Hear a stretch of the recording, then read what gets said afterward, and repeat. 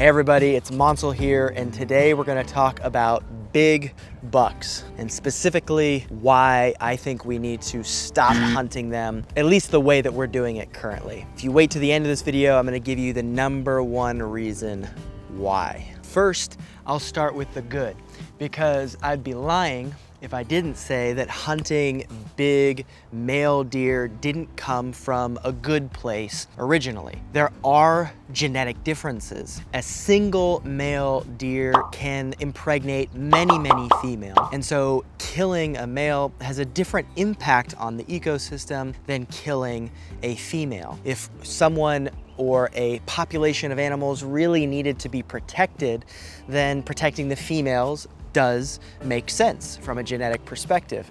There's a term in evolutionary psychology, sperm is cheap.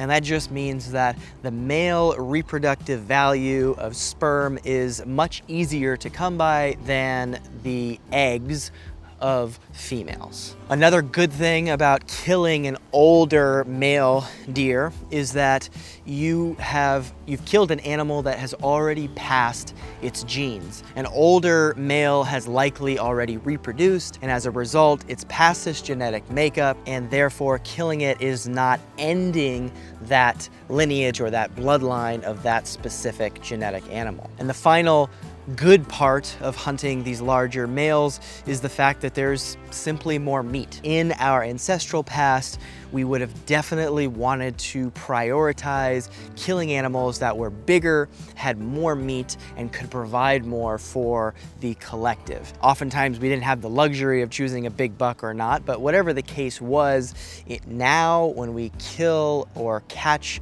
in the ocean a fish that's bigger, it just provides more meat, which is generally a good thing for people who are consuming this. Here's the bad.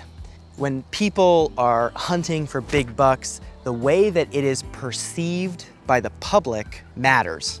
And most people do not resonate with this idea of killing big bucks in order to take rip and grin pictures and posting them on social media. It's generally incredibly off-putting. And I, as the founder of Sacred Hunting, experience hundreds of new hunters every single year, and these people constantly tell me that they were off-put by traditional hunting culture. They feel as though they didn't have an outlet for hunting until they found my work, the sacredness that I bring into the experience.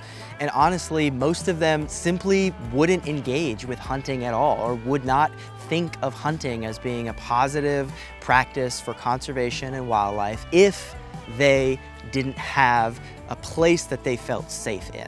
And sometimes these gruesome pictures of big bucks is gonna have an impact on the public. And unfortunately, what the public thinks does matter, because people that are voting here in Austin, Texas, in the city, will impact rural environments, will impact hunting laws, regulations, and it's really important for us in the hunting world to recognize how we are being perceived. Which leads me into the ugly. The #1 reason why I think we need to stop hunting big bucks the way that we're doing it. As a hunting community, we have to look at ourselves and see where are the perceptions of the public true. Of course, there are times when the public has judgments that are ignorant and they simply don't understand because they've never experienced it. But it is clear to me from being in the hunting world that there is some truth to it. There is a way in which people hunt with the energy of coveting or desiring, seeking to have this animal, the antlers, to put them on the wall, to show people something about themselves that may or may not be true. The worst example that I've experienced here in the Texas region, where it can sometimes be even more pronounced, a ranch owner told me a story of a person who wanted to get the world record ibex. And in order to do that, they paid for a breeder to bring the live animal to the ranch. They brought the animal out on a rope or a string basically, and he shot that animal as a trophy. And this is such an egregious example that very few hunters would actually think as being an ethical hunt, but it shows a caricature of what many people are bringing to the hunting experience. And I think we as hunters need to heal this part of us, this egoic part, the part that covets the antlers, that has us believing that it says something about ourselves. If we heal that, we have a much better relationship with the hunt, with the land, and with these large males that we are hunting. Now, the whole planet has this greed, this lustful energy, this egoic energy as it relates to the earth. It's not just hunters, but we have to take responsibility for who and what we are and take the steps to solve that. So here is my solution. Hunting for big bucks is not necessarily wrong or bad. There are people in the hunting community like Cameron Haynes, Donnie Vincent, who clearly, although they don't speak the same language as I do, they have large males that they hunt, and there is a certain respect and reverence that is obvious from the way that they relate to these animals. For people like yourself and me, when we hunt these large males, I think there's a way in which we can share with the world our experience without coming from this place of, look what I did, look how great I am.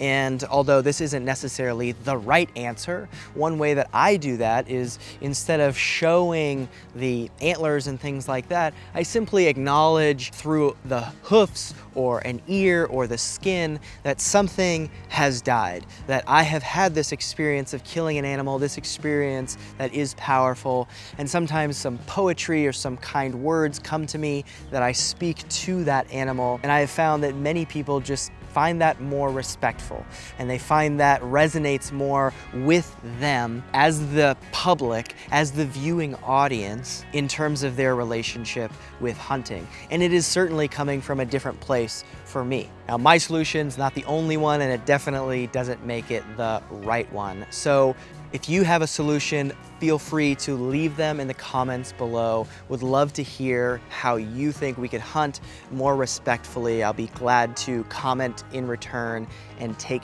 some ideas myself. If you liked this video, if you want more content like this, go ahead and subscribe to the channel, like this video, and I will see you next time talking about hunting, wildlife, all the good things.